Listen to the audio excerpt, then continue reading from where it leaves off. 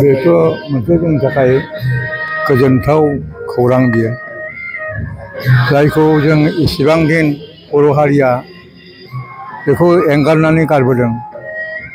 आरो बे बाथौआ जे जोंनि गुदि धोरोममोन, बेखौ रावबो बेखौ नङा होननानै बुंनो हाखाया।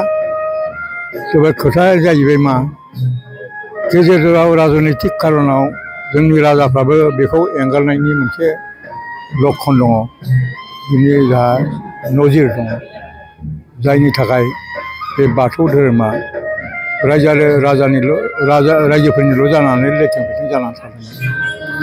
दिनै बे गावनि आंगो धोरोमखौ गोसोखांफिननानै माखासे मानसिया गोदान महर होनो थाखाय नाजादों, आरो बेखौ नाजानाया मोजां। दिनै बयनिबो गेजेराव बे जिनिसा नायसनजाथाव जानानै फैबाय, आरो बेयाव माखासे जाय मानसिफ्रा बेखौ बाहागो लादों, गोसो होदों, जों बिसोरखौ साबायखर होयो। दुलाराय रायजो राजाफोरखौ मा हामलायथि हरगोन बे गोथार बाथौ सानाव? गोथार बाथौ सानाव जिहेथु धोरोम होननाय जिनिसा सान्तिनि थाखाय, गोजोननि थाखाय, बे हिसाबै बे इसोरखौ आर'ज गाबनानै, बाथौ बोराइखौ आर'ज गाबनानै जोंनि गेजेरावबो बयनावबो मोनसे सान्ति प्रिति गोजोननाय आरो सुग्लायनाय बे जिनिसा फैगोन होननानै आं फोथायो।